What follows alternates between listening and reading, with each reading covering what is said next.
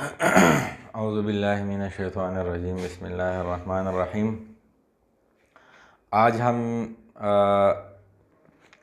Relative atomic मास और atomic mass unit के बारे में बात करेंगे। चैप्टर नंबर फर्स्ट में केमिस्ट्री के जो चैप्टर नंबर फर्स्ट है उसमें atomic mass unit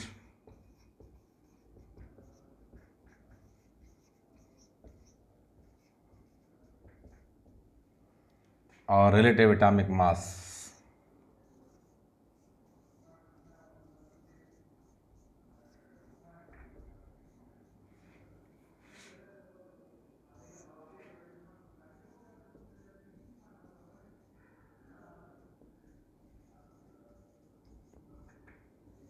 relative atomic मास, ठीक है। तो और एवरेज एटॉमिक मास भी करेंगे। तीसरा है एवरेज एटॉमिक मास।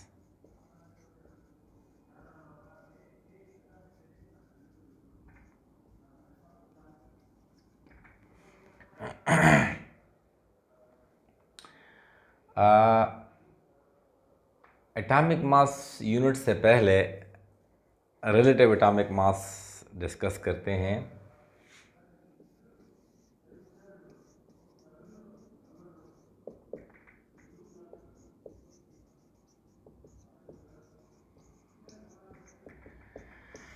अगर हम एक एटम की मतलब मेजरमेंट करते हैं और किसी फिज़िकल बैलेंस में हम जो मास के लिए यूनिट्स यूज़ करते हैं वो ग्राम है, किलोग्राम है, वो तो काफ़ी मुश्किल होगा कि एक एटम को हम ग्राम्स में काउंट करते हैं तो 10 पावर -24 तक सपोज यानी इतना आएगा। सपोज़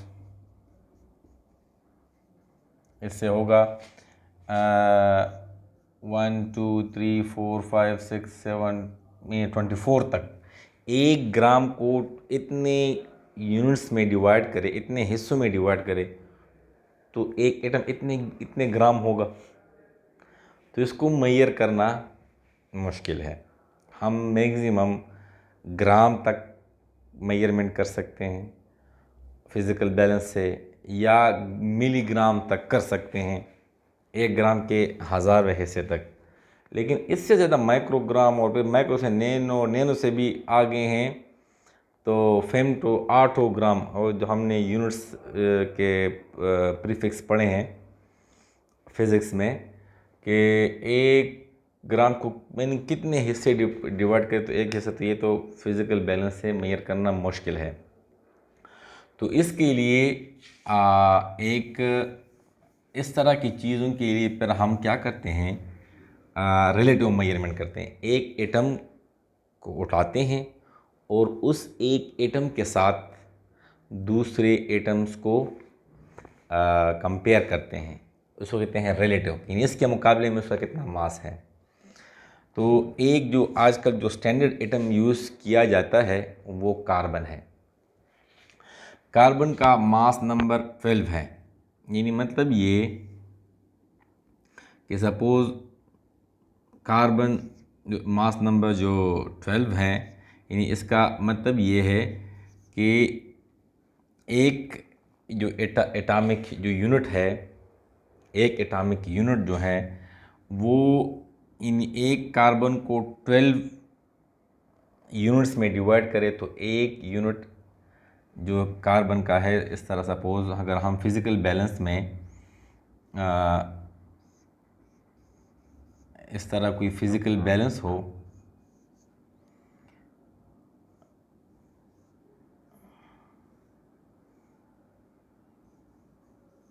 हाँ, हमारे पास कोई तराजू हो और उस फिज़िकल बैलेंस में हम इधर कार्बन जिसकी एटॉमिक मास 12 है वो डाल दें, और इधर हम जो क्या करेंगे 12 यूनिट्स पत्थर कोई चीज़ की छोटे छोटे डाल दें, 1 2 3 4 5 6 7 8 9 10 11 12, तो ये कार्बन के, तो एक कार्बन किसके बराबर होगा? एक यूनिट, सपोज ये 12 है, तो एक यूनिट किसके बराबर होगा? कितने कार्बन का? 1/12 कार्बन का। ये 12 है, इधर 1 है, इस तरह है कि 1 कार्बन इज इक्वल टू 12 ये यूनिट्स, हाँ, एटॉमिक यूनिट्स। अगर इसको हम इक्वल करना है तो 12 इधर डिवाइड करें, 12 इधर डिवाइड करें, तो ये आएगा कि 1 एटॉमिक यूनिट, AMU बोलते हैं, 1 एटॉमिक यूनिट किसके बराबर होगा? 1/12 ऑफ कार्बन। एक कार्बन के 12वें हिस्से को, एक कार्बन को, एटम को 12 पार्ट में डिवाइड करें तो एक पार्ट जो वेट है वो 1 एटॉमिक मास यूनिट के बराबर होगा। तो किसी भी एटम का जो मास है वो 1/12 का कितना है? इसको कहते हैं relative atomic mass. The relative atomic mass of an element is the mass of an atom. इसकी बुक में डिफिनीशन है कि द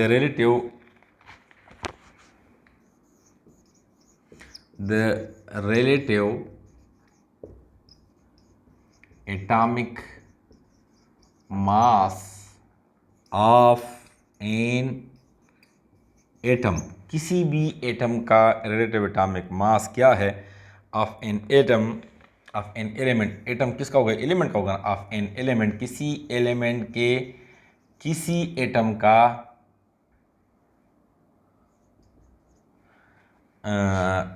रिलेटिव एटॉमिक मास क्या होगा? Relative to the mass of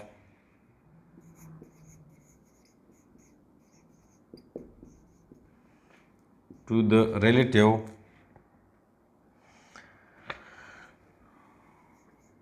to the mass of 1/12 of mass carbon 12। यानी इसका मतलब ये है, इसका मतलब ये है, सपोज एक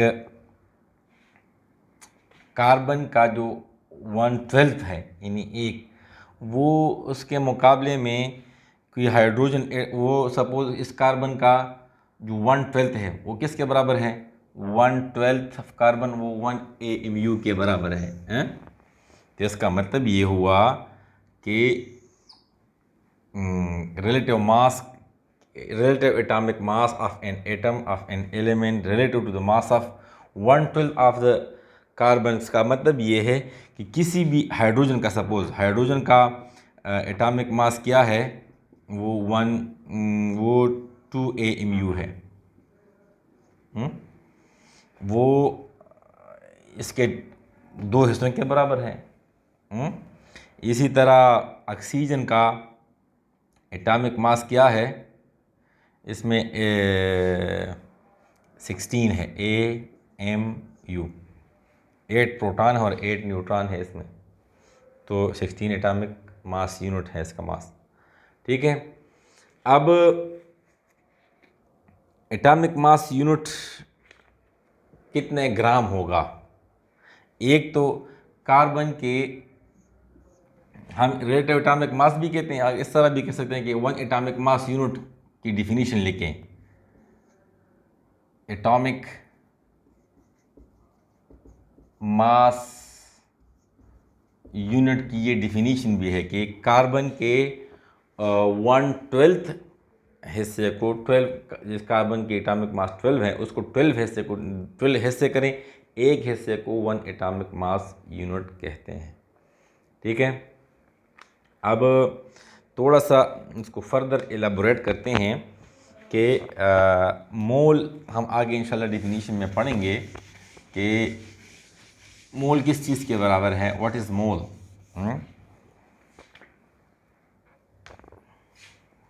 मोल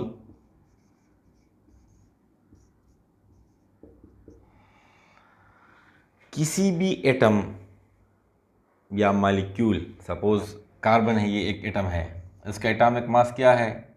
इसका एटॉमिक मास 12 है। तो इस इस एटॉमिक मास को 12, अगर 12 ग्राम लिया जाए, अगर हम फिज़िकल बैलेंस से, तराजू से 12 ग्राम कार्बन नाप ले, मैयर करें, तो वो 12 ग्राम कार्बन वो 1 मोल ऑफ कार्बन कहलाता है। इसी तरह ऑक्सीजन है, उसका एटॉमिक मास 16 है। अब फिज़िकल बैलेंस से इसको मैयर करें और 16 ग्राम ले लें ऑक्सीजन का, तो वो ऑक्सीजन का 1 मोल कहलाता है। इस तरह कोई मालिक्यूल है, सपोज H2O है, हाँ, तो ऑक्सीजन का एटॉमिक मास 16 है, प्लस एक हाइड्रोजन का एटॉमिक मास 1 है, और ये 2 हाइड्रोजन है तो 2 है। तो क्या हुआ, 2 प्लस 16, ये 18 ग्राम हो गया। ठीक है, इधर जो हमने लिखा ना, ये आइसोटोप्स का हमने लिखा है कि 2। ठीक है, एटॉमिक मास आइसोटोप अभी हम पढ़ते हैं। कुछ एलिमेंट्स इस तरह है कि जिनके आपस में एटॉमिक मास डिफरेंट है, और वो जो एक एलिमेंट के एटम्स जिनके एटॉमिक मास आपस में डिफरेंट हो, उसको आइसोटोप्स कहते हैं। ठीक है, तो हाइड्रोजन के किसी एक एटम का एटॉमिक मास 1 है, और कुछ एटम इस तरह है जिनके एटॉमिक मास 2 है, उसको ड्यूट्रियम कहते हैं, और एक कुछ इस तरह है जो जिसके एटॉमिक मास 3 है, उसको ट्रिटियम के बोलते हैं। ठीक है, तो ये जो हो गया, सपोज़ 2 प्लस 16, तो ये 18 हो गया। 18 ग्राम वाटर ले लें, 18 ग्राम तराजू से नाप लें 18 ग्राम, तो वो 18 ग्राम वाटर वो H2O का 1 मोल, यानी पानी का 1 मोल कहलाएगा। ठीक है, तो ये मोल की डिफिनीशन हो गया कि किसी भी एटम का या मालिक्यूल का जो एटॉमिक मास या मालिक्यूलर मास है, उनको ग्राम में मतलब मेजर करें, ग्राम में ज़ाहिर किया जाए, तो वो मोल कहलाता है। ठीक है, और हम आगे ये भी पढ़ेंगे एवोगाड्रो नंबर्स कि एक मोल में किसी भी इसका 1 मोल ले लें, ये 1 मोल ले लें, तो किसी भी एटम या मालिक्यूल का 1 मोल में जो नंबर ऑफ़ पार्टिकल्स हैं, नंबर ऑफ़ एटम्स हैं, वो 6.022 मल्टीप्लाई 10⁻23, ये इतने हैं।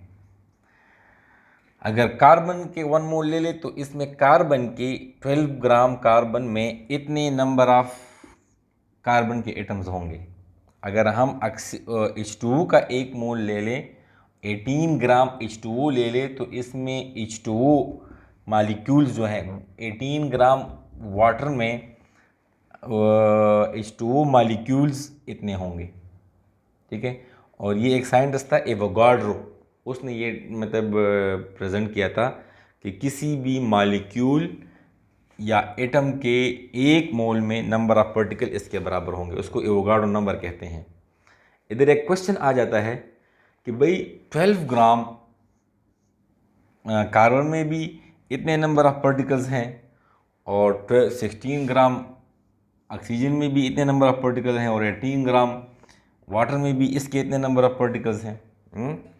तो इसका आंसर ये है कि जिस तरह एलिफेंट है, हाथी, उसमें भी डाइजेस्टिव सिस्टम है, रिस्पिरेटरी सिस्टम है, सारे सिस्टम्स हैं, और जो चिवेंटी है आंट, इसमें भी जो रिस्पिरेटरी सिस्टम है, डाइजेस्टिव सिस्टम है, मूवमेंट सिस्टम है, लेकिन इसका जो पूरा जिस्म छोटा है, तो इसके सिस्टम भी छोटे होंगे।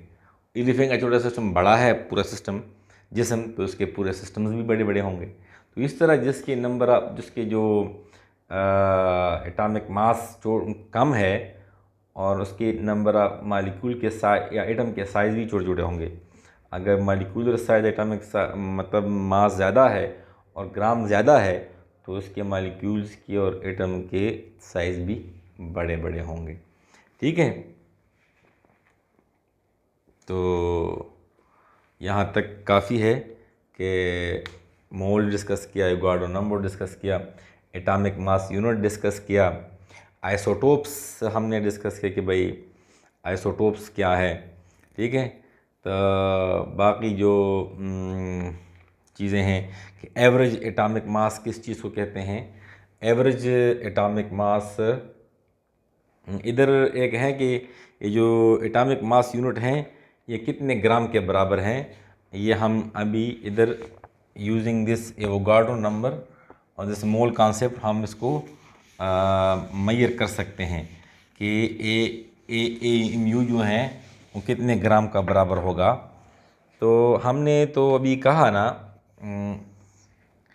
ए atomic mass unit A M U कितने ग्राम का होगा, हम किस तरह मेजर करेंगे। तो एक मोल जब हम कार्बन लेंगे तो कितने ग्राम का होगा, 12 ग्राम का होगा, ठीक है। तो एक मोल जो है 12 ग्राम, वो मतलब कार्बन 12 ग्राम का होगा। और हमने और ये भी कहा कि 1 मोल कार्बन में कितने नंबर ऑफ पार्टिकल्स होंगे, 6.022 मल्टीप्लाई 10⁻23 पार्टिकल इसमें होंगे, एटम्स होंगे, कार्बन के एटम्स होंगे, ठीक है। इतने नंबर ऑफ एटम्स हैं कार्बन के। तो अब इसमें है कि नीचे रख दे। अब इसमें है कि हम क्या करेंगे, 1 एटॉमिक मास यूनिट जो है, एक एटम कितने ग्राम का होगा।